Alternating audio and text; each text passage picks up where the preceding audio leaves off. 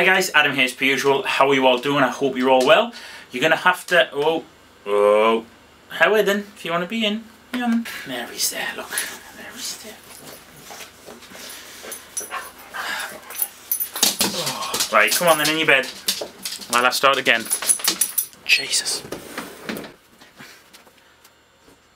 Let's try that again, guys, should we? Hi guys, good to see you. Adam here as per usual. Hope you're all well. You'll have to kind of excuse the mess. I think I say that at the beginning of 1 in 4 videos. At this point, I'm just not tidying up.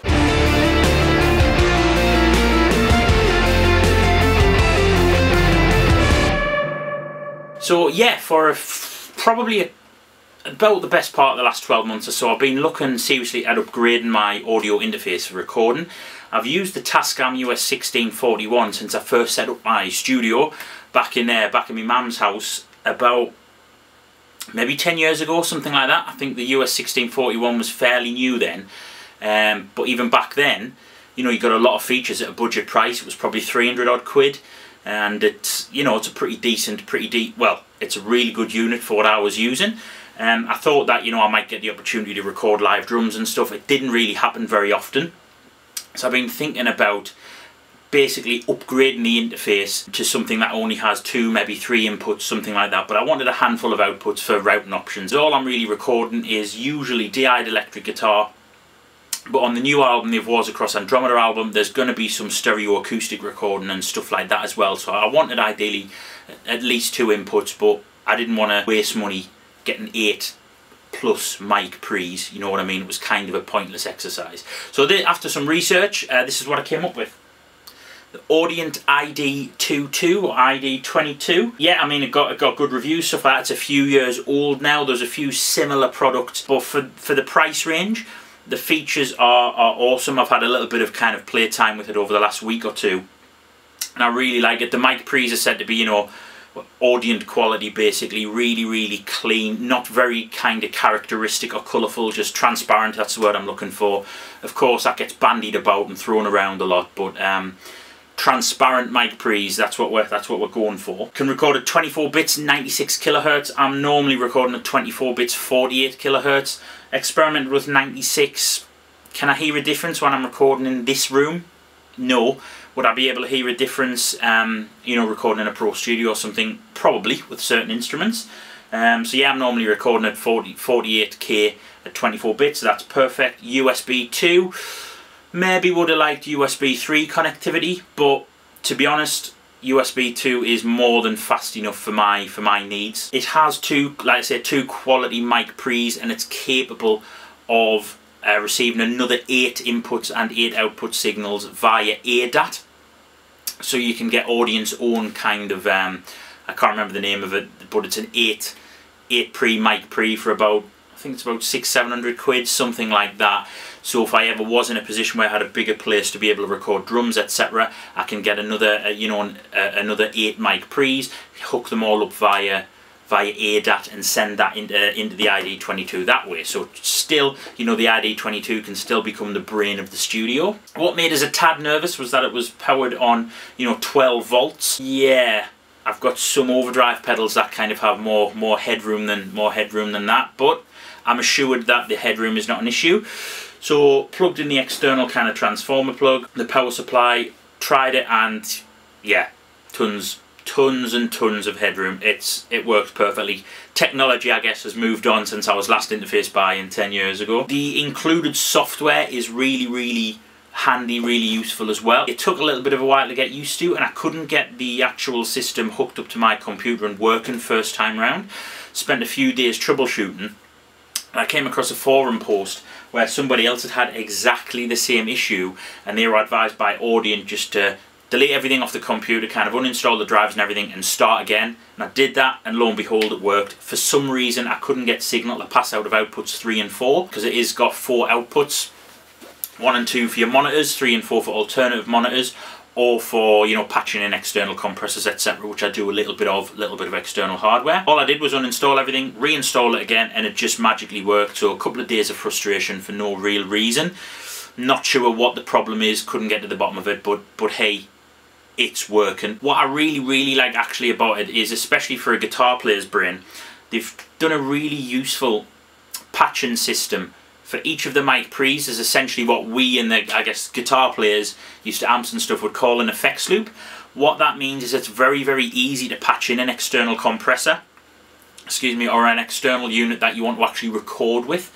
So generally, you know, when I'm like recording electric guitar, if I'm micing a cab or something, I just want it dry, mic'd in, perfect. If I'm recording vocals or acoustic instruments, something like that, you often have to use a compressor on the front end just to be able to control the dynamic range, make sure there's no clipping, no popping, that kind of thing. And this makes it super, super easy to be able to do that. It really does. So there's like an effects loop system on the back, and if you want to use an external mic pre, so you know that I've got the M Audio Tampa that I like to use every now and again, sounds particularly good on vocals.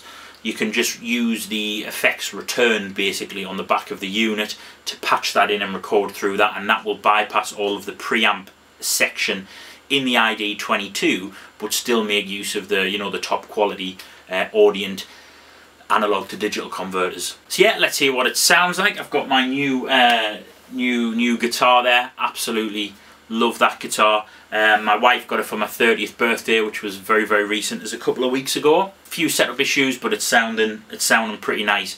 So I sold off most of my decent mics recently to pay for the new Strandberg. It was worth it, don't worry, it was worth it.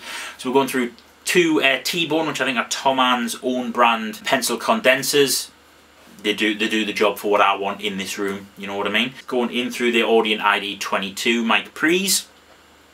And in the effects loop, I've patched in the Drama DL2221, which takes a little bit kind of top end off, bit of an old school kind of utilitarian compressor is how I would best describe it. A little bit of character because it does roll off some of the top end and kind of emphasises the lows a little bit. But I've got that just to kind of control the dynamic range of my extremely shoddy slide playing, which you are about to experience.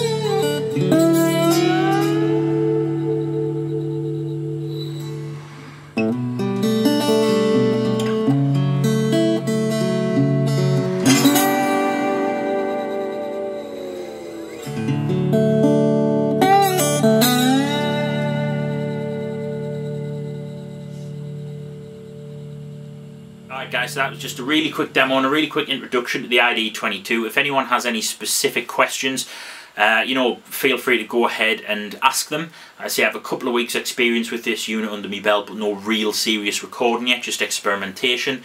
I absolutely love the kind of big knob monitor kind of control of it. The included software is really useful for kind of patch routing and as like a digital patch bay almost, and kind of routing options.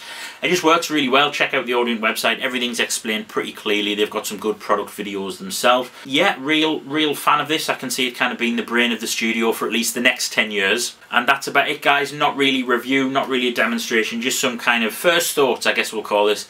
Initial thoughts on the Audient ID22. Initial thoughts are overwhelmingly positive. Alright guys, hope you enjoyed the fairly shoddy slide playing. I'm I'm experimenting with slide a bit at the moment, and liking some of the results I'm getting, but there's a long way to go. Until next time guys, stay tuned, take it easy, and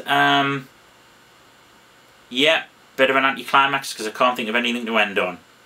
Oh, I tell you what, 19 degrees in the middle of October, 19 degrees Celsius. I'm in shorts today, look.